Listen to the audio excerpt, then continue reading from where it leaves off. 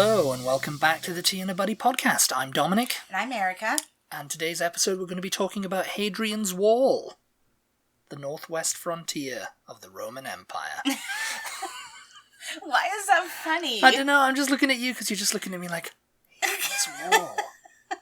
Where do I know that from? Well, no, I mean, you've told me about Hadrian's Wall before. I told you about it, you didn't learn it in school. No. You didn't learn all about the great Roman Empire in school. No. Well, yeah, I mean, we did learn about the Roman Empire, actually. What? What did do you mean? learn? What did you learn about them? Oh, God. I was in school forever ago. I don't know, we just learned the general, the gist of it, you know? The gist, it was an empire. Yeah, I mean... Julius Caesar. I mean... He actually wasn't emperor. I think he was like a dictator or something. I don't remember if we learned about, like, their expansion up into the British Islands or... Oh, yeah. I think that was their northwest. That was the fall of the emperor. I mean, pretty much. I mean, I don't think they'd expanded... I mean, yeah, they did. I guess they had it for a couple of Yeah, they were there decades. for a while. I mean, yeah. Obviously, because they built all sorts of... They built roads. Amphitheaters and... They put plumbing in. Mm-hmm. And they went so far north as Hadrian's Wall, which is... They built it. You know, they built the wall. I know, but that's what they I'm were saying, going so far. They were going so far, but then they were like, "Oh, those barbarians." Yeah. Up there. But you have to now say where Hadrian's Wall is, because people listening may or may not know. Because the I northeast of certainly did not England. Well, the north of England. Yeah. The quite far north, past Liverpool, past... Yeah, I mean, it's right where, if you look on a map, it started in Wall's End. The northernmost... On the River Tyne in the east. Land border. Right, because the rest of it is bordered by the sea.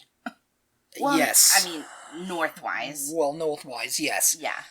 Because, I mean, they crossed into England, they took over England pretty quickly. Mm-hmm. England and Wales, I'm guessing. And, you know, they built forts and they just had their presence there. Mm-hmm. But they couldn't really conquer the barbarian lands, which were now present-day Scotland. Those barbarians. Yeah, George R.R. Martin, visited in the early 80s, and he visited Hadrian's Wall, and he had this, it was to keep the barbarians out. Yeah. So he had the idea for the Great Wall. Yeah. At the northern end of the Seven Kingdoms, you know, to keep out the wildlings. Yeah. They just called it the Wall, didn't they? The Wall, yeah. Yeah. The Great Wall is in China. The Great Wall... Which was built for the same reason, really. I mean, it was to keep out the Mongolians, I think. Yeah. Keep out the Mongols. Out of China. It had... it was just made of ice, wasn't it? Because it was so cold up there. I think so. And it was cold in you know, the north of England. Yeah.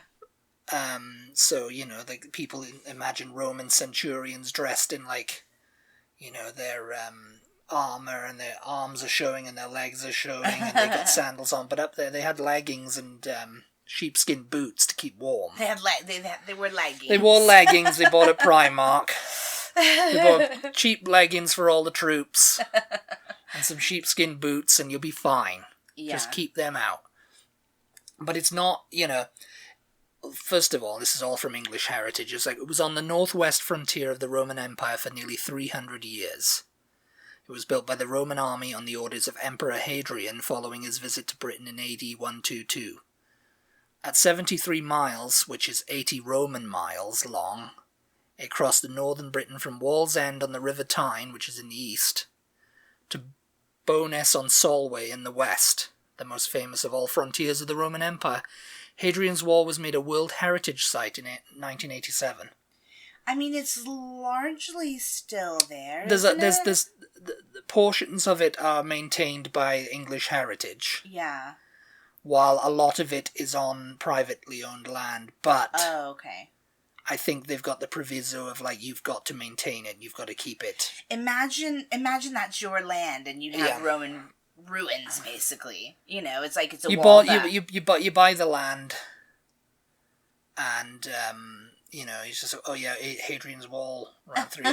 Yeah, because it's not just a wall. Its signature feature was a continuous curtain wall of stone or turf, but in front was a ditch and sometimes other obstacles.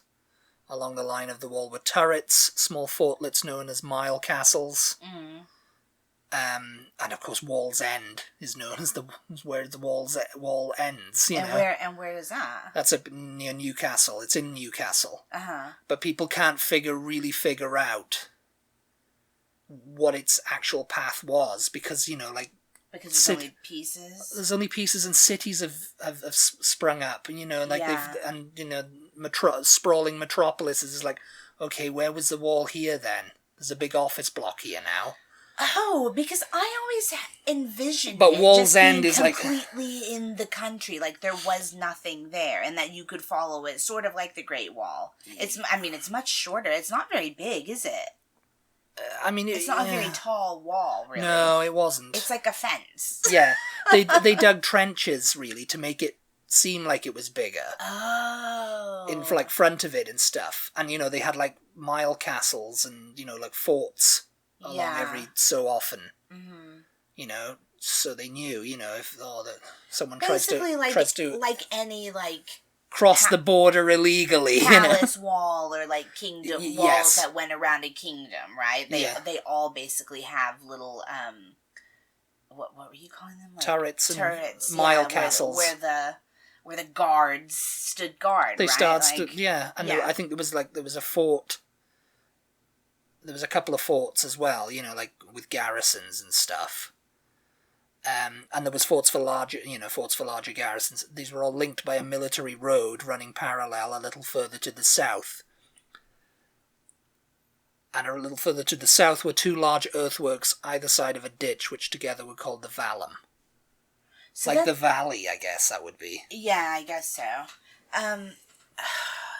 So I'm just like picturing this now because I think all the images and like video I've seen of it has been like in the country. I didn't realize... Yeah, that's where it was. Yeah, that's where they can get to it. I didn't realize it like public land. It went through anything that is now city. I thought it was all just basically country land. No, and another thing is it was never the border between England and Scotland. Like people believe it was like, oh, it's the old border. The border's a good couple of maybe even 100 miles north. Why did they build it there then? Because that was when that was... Because they couldn't get that close to Scotland? They couldn't get that close, I guess, yeah. It took around 15,000 men, around 6 years to build it. And it was built by legionnaires, you know, citizen soldiers of the Roman army who were experts in masonry, engineering, and architecture. Did it go all the way to the sea? It went Wall's End. Wall's End is pretty much the sea. Yeah, the sea. And I think bonus on Solway is the end in the west. Okay. Because Solway is like it's like where the land would end and the sea began. You know. Yeah. So it spanned the whole length of, the width of northern England. Yeah. And Wall's End is now, it's an area in like Newcastle. That's Tyne and Wear on the River Tyne, yeah. So it would have been called Wall's End back then, because that's where it ended. Mm-hmm. They started building it, and, that's where it ended. And it wasn't abandoned after the end of the Roman Empire either. People think, they just abandoned it and it just went... Oh, England was like, thank God those Romans built this wall to keep those savage Scottish people away. I think it was like, once the Romans had kind of like departed and, left all the rest of the people there, the medieval age started, the Anglo-Saxon age started. Yeah. And so they were just kind of like taking it apart piece by piece. Yeah. Stones for, like, houses. Oh, yeah, I was going to say, just using it wherever they needed it, probably. That's so funny. It's like... and we can only see 10% of the original wall. They had no regard for history. Yeah. Oh, really? Only 10%? It's the wall that you see today is only a small fraction, estimated at around 10% of the original. Over the course of the intervening centuries, stone has been removed, buried, or destroyed. Yeah. Yeah, because, some of it would have been turf that would have just been knocked down. Well, I say that, it wasn't really that tall, but... Yeah. But when we think back to Roman times, the people weren't tall either. Well, no, the land, the earth itself... was much lower. Has gotten, I don't know what the scientific term for it is. If anybody does, let me know. But, it gets taller and taller and taller. That's why, they always discover these Roman ruins under the current city of Rome when they're, going to build a new subway line, Yeah, and that's a problem with, I think in, this architect or this archaeologist bought 20 miles of land that contained 20 miles of the wall. Yeah. And I think that was in the late 18th or 19th because century. Could part of it because before that they didn't get it was this guy John, I can't remember his name now. It's here somewhere. Yeah. He dug up stuff. Okay. And he was finding bodies and stuff. Skeletons. People that had been killed trying to get over the wall. Killed there or whatever, he dug up bathhouses and stuff, Yeah. And he found 39 skeletons. The White Walkers got them. And they believed they were Roman. Oh yeah. Back then. But there's nothing, they were never preserved, those bodies, so little is known about them today. Yeah. But, he was the one who was kind of because there was this growing movement in the 18th and 19th centuries to we should preserve the past. Yeah. Because before that, during the medieval age, everybody was just it's only a wall, kick it over, destroy it. The king desires those stones for his castle, just bring them here, and it's just what's this? It's the old The old Roman wall king wants it for his bathhouse. And then it's oh no, we can't. No, we've got to preserve it. Just look at it. Yeah. I mean, thank God that some people were it was around the Victorian era that they all started kind of becoming fascinated with all that. It's because of Shakespeare, largely. Oh, yeah? With Caesar and all that. Yeah, it's Caesar. Oh, he was a Roman dictator. Oh, yeah, Cleopatra, yeah. Oh, yeah. We've got some Roman stuff here in Britain, don't we? Yeah. We should dig it up. We should dig it up and just preserve it. Yeah. Because it was been all covered by dirt and everything over the centuries and everything, So I can imagine, everybody was just oh. Yeah. We got a wealth of stuff here, Yeah. And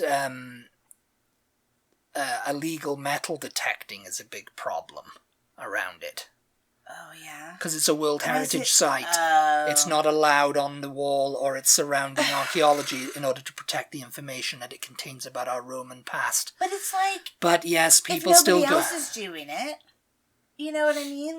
Then somebody needs to be...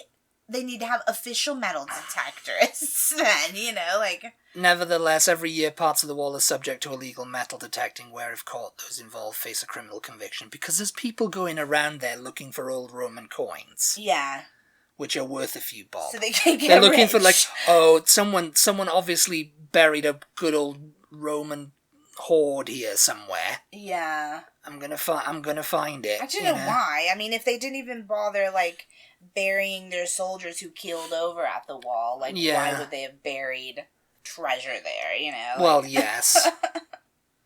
We don't know precisely where some parts of the wall ran. In the busy urban landscapes of Carlisle and Newcastle, there are areas where the precise route of the wall remains unclear. Aw, that's sad. Development work in these areas has to be approached very carefully to avoid harm to the Roman remains. So it's like Rome, it's they want to dig this stuff up. It's got to make sure you're not digging up people, Roman ruins or anything like that, because, we'll have to stop work and we'll have to get the archaeologists down there with their little brushes to make sure.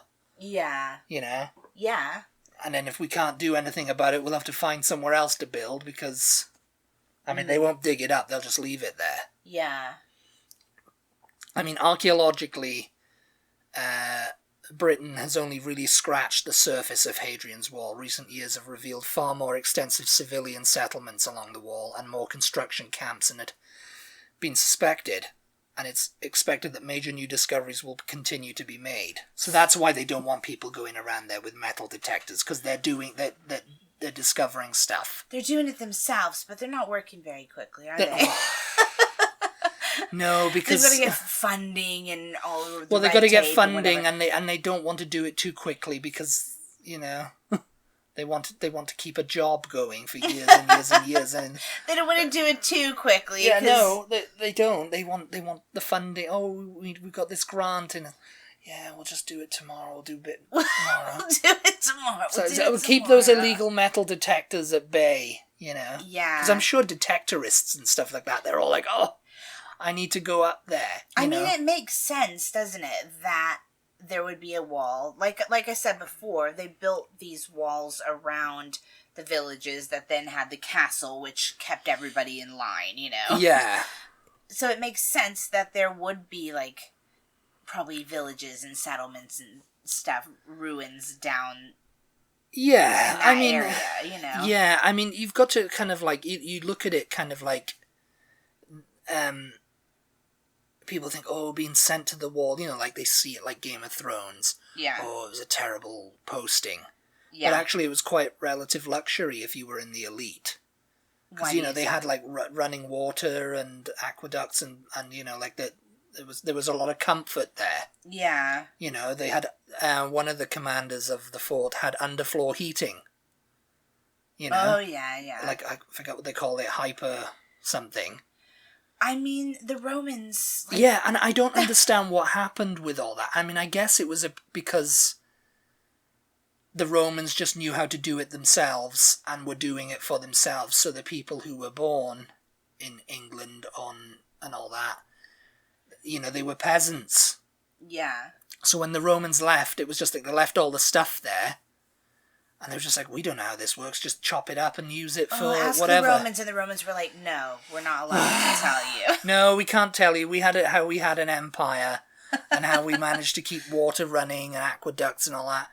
But it's just like, they figured it out. Like how do we get water to this part? And flushing toilets and all this kind of stuff. Mm-hmm. It's like, how did we do it? Because, if you think about it, the Romans had this, amazing system of, like, keeping their elite, quite clean. Like with flushing toilets, say, and running water. And they even had, like, street food, apparently, and fast food. Yeah. It's like the famous cookbook, Apicius, a compilation of recipes written by lots of different people, includes a recipe, Essetia Omentata in the original Latin, that looks a lot like a modern burger. The recipe uses minced pork, which was a popular meat in Roman Britain, flavoured with pepper, wine, and garum, a rich fish sauce, and served with a wine sauce. We talked before in one of our podcasts that pubs were basically invented because of the Romans. Yes, right? Yeah. So, they were so advanced that they were like, all right, this is going to be a really long journey. We're going to go all the way up to the north of England. We're going to go build this wall, and we're going to have to be coming back and forth while we're trying to do that and everything. We need to get pubs built because we're going to need to, like, tabernacles, yeah. We're going to need to have a break. We're going to need to have a drink. Yeah. So somebody get to that. Yeah, it's just like, it's crazy. A lot of how advanced they were. Yeah, they pretty much introduced civilization to Britain, and then it kind of, like, fell by the wayside after they left for a few 100 years. It wasn't until really Victorian times that people were started going, oh yeah, the Romans. And that's what it is. They looked back. Yeah. And they were like, we've got to preserve this past. And oh, what's this? Oh, it's like an ale house. Yeah. They had a pub. Mm. Oh, they had, like, they might have found an old, food wrapper or something, and going, oh, they had, like, snack food and stuff like that. And I mean, they were just quite ahead of their time. It's just like, it was just a purveying kind of, like, I think it was religion that took hold in Britain. Yeah. And so people were just focused on going to church and doing all that. Mm. That, the Romans, nah. You know, we don't want anything to do with them. I mean, I'm not a historian, but I'm sure it had something to do with religion and everyone just being so into that for a long time, you know? Yeah, I can't remember. I did hear a thing on NPR one time that was talking about, you know, it was a regression, wasn't it? I mean, that was the whole point of, like, because there was the Middle Ages or the Dark Ages, you know? It was like, it lasted and it lasted and it lasted and it lasted before people were finally the Renaissance. Shook it off and were like, oh, we need to get out of this. Yeah, the Renaissance really we helped. have some progression again here. I don't know what. Yeah, and I don't know. I can't remember. They were talking one day about why, you know, the thought behind why it happened and stuff, but it is kind of crazy to think how, if you went back and looked at, like, the innovations and stuff that the Romans had for that time period, like, if there had not been a regression, like, where would we be now as people, you know? Yeah. If it had just continued on from that long ago, you know? I mean, the Empire, the Roman Empire, it was quite technologically advanced for its time. Oh, yeah. You know, they had a lot of good ideas about engineering and, you know, road building and infrastructure, which all just fell by the wayside. Yeah. When the Empire fell. Yeah. So I guess it was a case of, like, we withdrew from Britain, and finally the Roman oppressors have gone. Let's destroy all their stuff. Yeah. And there was probably a small voice going, wait a minute. Don't destroy everything, because we might want to see what they did, because I saw them flush a toilet once and that looked really cool. I want that in my house. It was like, no, destroy them. Oh, God said destroy them, you know, and all that, you know. So it's like, maybe something like that. So I have a feeling it was destroy them and we'll just start our own life, and you know, and then they've just started fighting amongst each other. Those evil Romans, they came over here and they, you know, they dominated us and they told us what to do. We don't want anything to do with anything that they invented. Yeah. Get them out of here, you know. Because, you know, with the abandonment of Britain by the central authorities, they call, it's less clear what happened. A case had been made for life at the fort continuing, with the regimental commander perhaps turning into a local chieftain. Oh, yeah. In the years that followed, Hadrian's Wall became a quarry for the stone to build castles and churches. So it was like, go to Hadrian's Wall and get more stone. Yeah, I know where we can find a lot of stone. Yeah. Farms and houses along its line until the conservation movement in the 18th and 19th centuries put a stop to it. It was only from the mid-19th century onwards that early archaeologists and historians such as John Clayton, John Hodgson, and John Collingwood Bruce began to study Hadrian's Wall in earnest and sought to protect its still magnificent remains. Yeah. So, it really was like, you know, there was a renaissance, and then it took about maybe 100 or so more years before they really started thinking, you know what, we need to stop these people pillaging stuff. Yeah. We need to stop taking this stuff for granted, because it's history and we need to preserve it. Yeah. And we need to, you know, find another way to build our houses. Yeah. I mean, to be fair to the people we can back just start then, making this thing called concrete and that'll be fine, you know? There are still people, even in this day and age, that do not see the value of history, you know what I mean? Yeah, absolutely. There's people who just take everything for granted and like, oh, well, that's old, we don't need to preserve it. If we need it, we should be able to have it. Yeah. You know, it's kind of like Las Vegas, you know. Let's just tear it all down and rebuild a new thing, you know. Yeah. Because, I mean, largely that's the kind of, like, prevailing kind of, like, stereotype about the US is like, oh yeah, all your old stuff you've destroyed. Yeah. Or just concreted over because, you know, we need a road to go there. Because you don't care about, oh, well, but this was a house where George Washington lived. Yeah. And, you know, he wrote some letters here. It's like, it doesn't matter, I I-20 to go through there, you know? Yeah. We need I-20 to go through there. They're paying us a lot of money to do this, so knock it down. Yeah. I mean, there's always going to be, like, a mixture of people.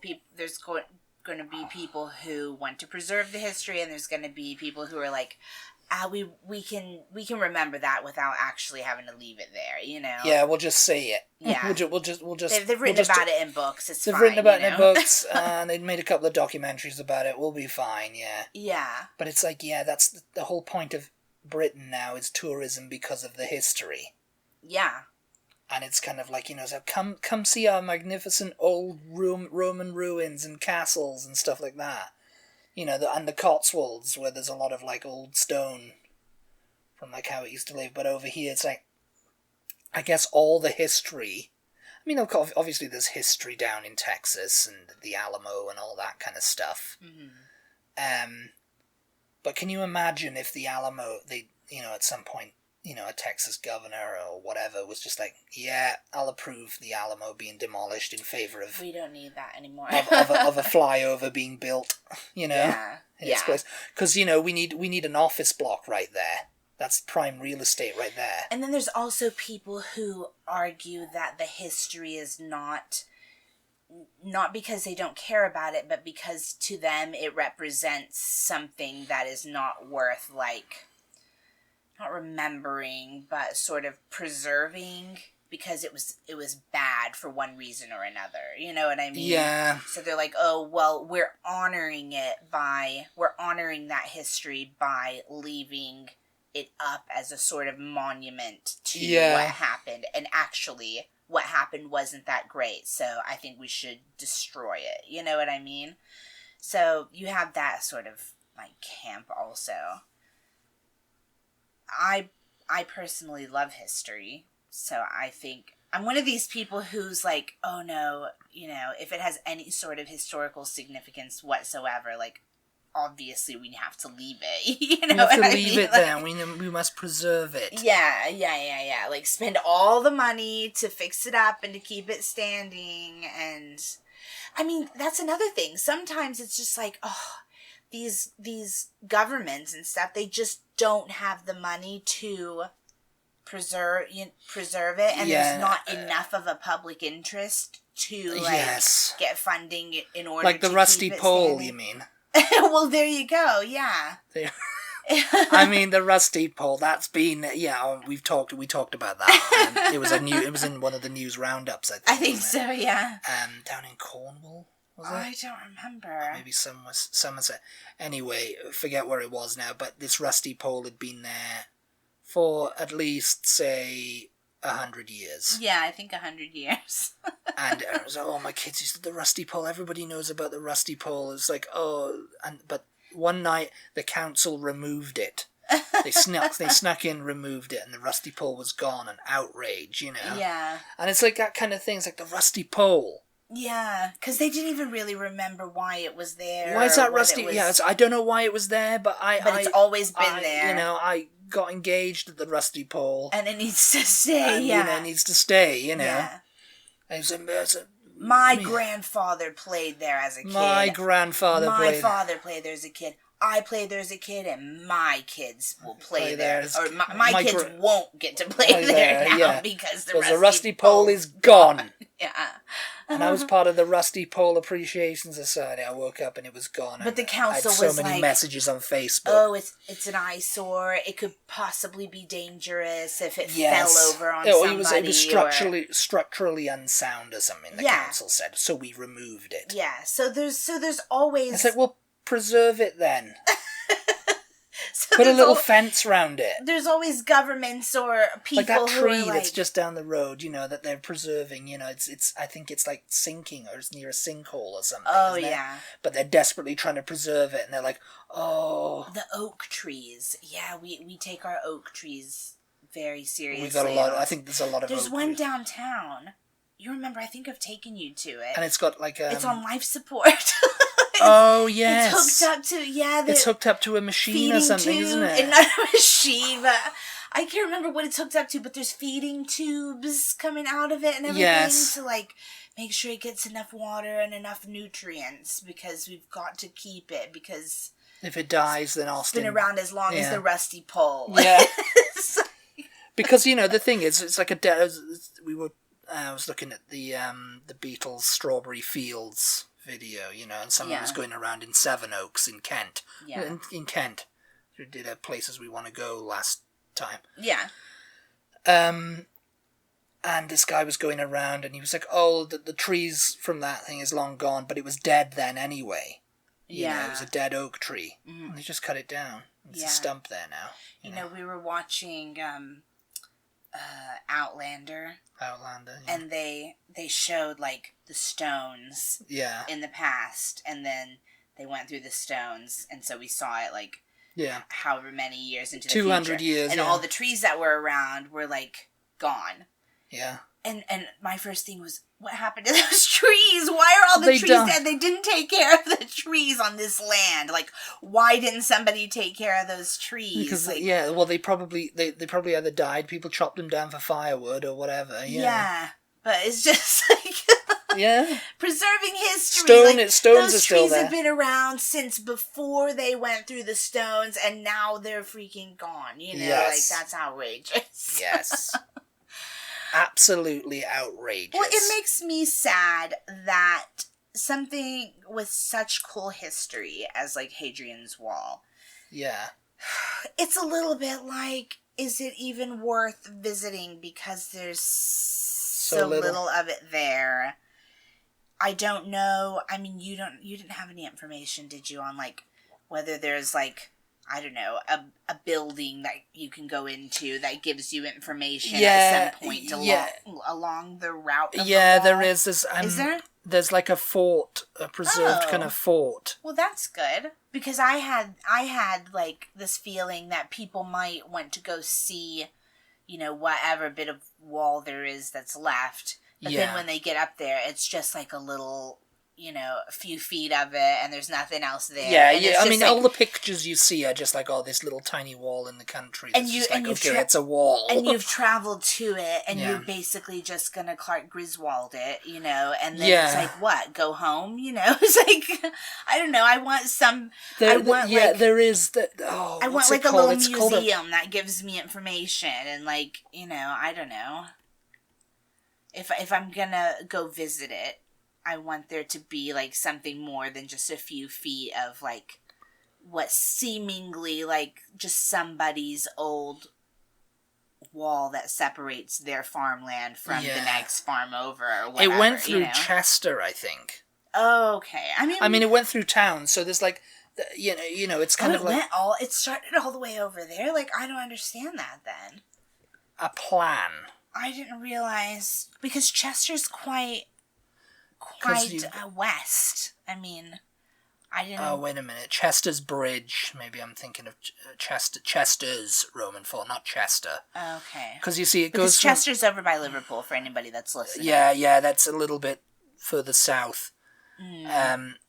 I was looking at Carlisle and thinking Chester for some reason. Carlisle is in Northumbria, up in... Or Northumberland. Over by Newcastle. No, it's on the other side. Okay. It's on the west side. In Yorkshire? No, Northumberland. I don't know. it's further north than Yorkshire. Up on my counties. So you have like Newcastle, Heading on the Wall, Corbridge, that's Heading on the Wall, there we go. Yeah, the River Tyne kind of flows kind of like... Corbridge, that's what you were thinking of, not Chester. Yeah, Corbridge, okay. And there's like a Roman town there. And I think there's like a big garrison, there was a big garrison there. Oh, so they've got something there that you can go visit and go, this is where... Oh gosh, now I've got something else on my list I need to go see. I'm a sucker for Roman ruins. Yes, Roman ruins, and they're all over. I mean, Bath obviously had them. Yeah. Well, Chester. I mean, you just mentioned Chester. Chester's Roman forts. Chester's got. Yeah. I mean, there's Roman forts all over England. You'll find them. They're kind of all over Europe, aren't they? Because remember when we were in... Well, that's weird, isn't it? We were in Spain, Malaga, was it? Yeah. Because we were going to fly to to Rome. I think actually Emperor Hadrian was born in present-day Spain. And we walked by an old like bit of an Roman amphitheater. Yeah. And Dominic's dad said to us, "Oh, there you go. You don't have to go to Rome now. You don't have to go. You can see it here." I mean, yeah, because the frontier was like 5,000 miles long or something, wasn't it? Yeah. It was pretty much all of Europe, present-day Europe, except for like maybe Germany. The Roman Empire. I'm not sure. I mean, I think it covered most of Europe. Well, you had the Ottoman Empire. I don't know when. I think that came in just came in after the Roman Empire. Yeah. Anyway. I'm sure there's more to say. What was just so they know, in case they want to go look it up, what was the site you were getting your information from? It looked like English, really interesting. EnglishHeritage.org.uk. Okay. So, yeah, Hadrian's Wall. Hadrian's Wall, yeah. I mean, English Heritage are a little bit like the National Trust. They work in tandem together. English Heritage have a bunch of, like, preserved sites, like Roman sites and, castles and forts and stuff. So, yeah. It's like how you have the World Heritage sites, I guess, and then is like the next, like... Yeah. Yeah, we don't have that. Well, it is a World Heritage site now. We don't have American Heritage, Yeah, American Heritage. Yeah, I don't know. We have anything like that. Yeah, no, we talked about that in a podcast. It's like, is there any kind of, like, body like the National Trust that preserves things over here, Yeah. The National Trust is less sites, though, and more just buildings, isn't it? Like... yes, they take care of, like, old homes of significance, Yeah. Yeah, we did a podcast on it. If you're interested, go find that and listen. Anyway. We hope you enjoyed this episode. I hope you found it slightly educational. Again, we're not an education podcast. Like we are. We are. We're just spewing facts. Dropping knowledge. Occasionally, we like to talk about educational things that, we are interested in. So, hope you found it interesting. Be sure to give us a follow on social media. If you don't already, we are at TButty, TEABUTTY. Thanks you so much, as always, for tuning in. We really appreciate your support, and we will talk to you next time. Goodbye, everybody. Bye.